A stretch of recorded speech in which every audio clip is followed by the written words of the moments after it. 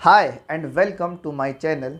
आज हम लोग बात करते हैं पेप्टिक अल्सर्स के बारे में। पेप्टिक अल्सर्स होते क्या हैं, कितने तरह के होते हैं, किन वजहों से पेप्टिक अल्सर्स होता है, पेप्टिक अल्सर्स अगर होता है तो क्या सिम्टम्स मिलते हैं, इसके क्या नुकसान होते हैं, इसका मेडिकल मैनेजमेंट कैसे करते हैं और इसका जो हम देसी इलाज कैसे करते हैं, इसकी होम रेमेडीज़ भी देखते हैं। तो देखिए, जिस तरीके से हमारे मुंह में छाले निकलते हैं, बिल्कुल उसी तरीके से हमारे पेट में भी छाले निकलते हैं। तो जो हमारे पेट में छाले निकलते हैं उनको हम बोलते हैं पेप्टिक अल्सर्स। ठीक है। अब देखिए, हमारे पेट में जो लाइनिंग होती है, जो दीवार होती है, उस दीवार पर जब सोर्स बन जाते हैं या वो दीवार कहीं से इरोड होने लगती है तो वहाँ पर बनते हैं पेप्टिक अल्सर। ये दीवार बनी होती है म्यूकस की। म्यूकस क्या करता है? म्यूकस एक प्रोटेक्टिव लेयर होती है। इस लेयर का काम होता है हमारे पेट की हिफाजत करना, हमारे पेट को केमिकल से और एंजाइम से या एसिड से बचाना। पेप्टिक अल्सर्स का जो सबसे कॉमन सिम्टम है वो होता है पेट का दर्द। पेप्टिक अल्सर्स की वजह से इंटरनल ब्लीडिंग भी हो सकती है। ये आम तौर से HCl या एसिड्स की वजह से होते हैं, बहुत सारी दवाइयाँ यूज़ करने की वजह से होता है, ये बैक्टीरिया की वजह से भी हो सकता है। देखिए, पेप्टिक अल्सर्स वो तीन तरह के होते हैं। एक होता है गैस्ट्रिक, दूसरा होता है ईसोफेजियल और तीसरा होता है ड्यूडेनल। गैस्ट्रिक तो समझ में आ रहा है, हमारे बिल्कुल पेट में। ईसोफेजियल का मतलब जब हमारे पेट का जो ऊपरी हिस्सा है या हमारे जो गर्दन का निचला हिस्सा है वो होता है हमारा ईसोफेजियल। और ड्यूडेनल यानी कि हमारे आंत का ऊपरी हिस्सा या हमारे पेट का निचला हिस्सा, तो वहाँ पे जो दर्द होता है उसको हम बोलते हैं ड्यूडेनल।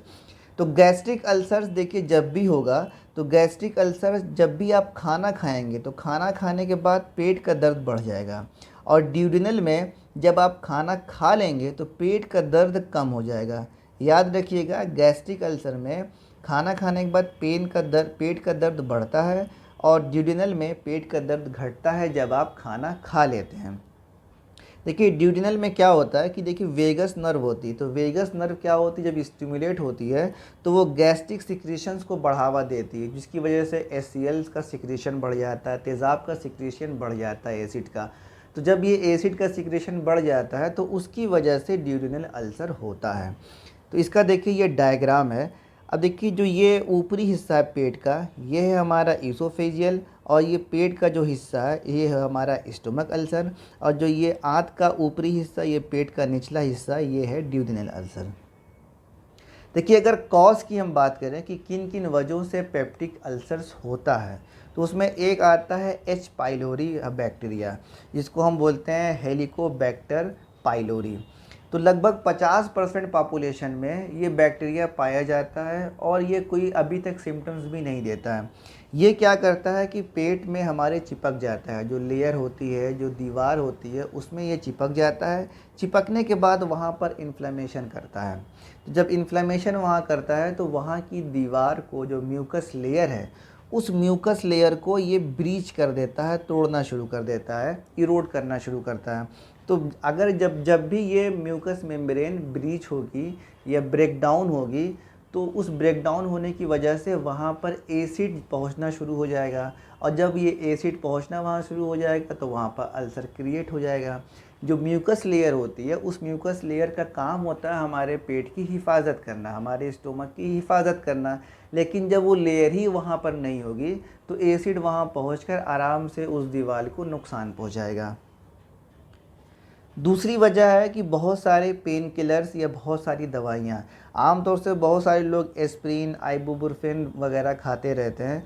तो जब ज़्यादा आदमी खा लेता है ये सारी दवाइयाँ तो इनकी वजह से भी पेप्टिक अल्सर्स होता है। लेकिन इसका मतलब ये नहीं अगर कोई एस्प्रिन ले रहा है बहुत दिनों से तो उसको पेप्टिक अल्सर्स हो ही जाएगा, ऐसा नहीं है। लेकिन अगर कोई बहुत दिनों से एस्प्रिन या पेन किलर्स या बहुत सारी एनसेड्स दवाइयाँ ले रहा है तो उनमें पेप्टिक अल्सर्स होने का चांस ज़्यादा है।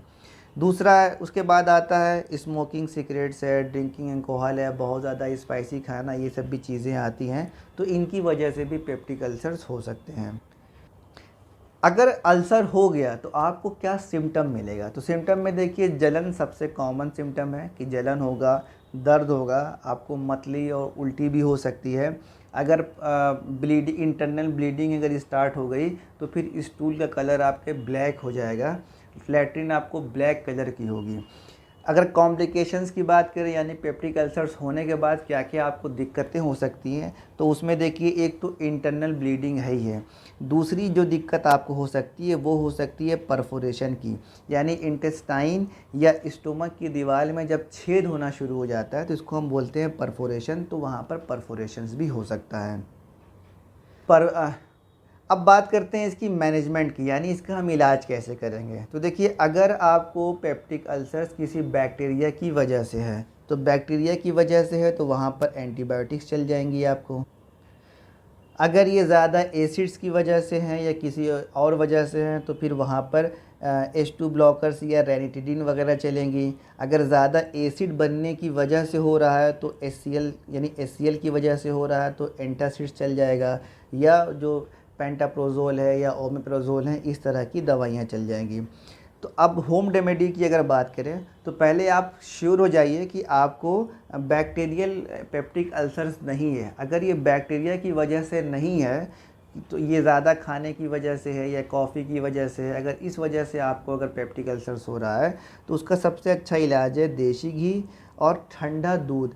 अगर आपको पेप्टिक अल्सर्स बहुत ज़्यादा एसिड बनने की वजह से हो रहा है तो यहाँ पर ठंडा दूध बहुत अच्छा काम करता है, क्योंकि यहाँ पर ये एंटासिड की तरह काम करता है और जो HCl ज़्यादा बन रहा है उसको ये न्यूट्रलाइज़ कर सकता है।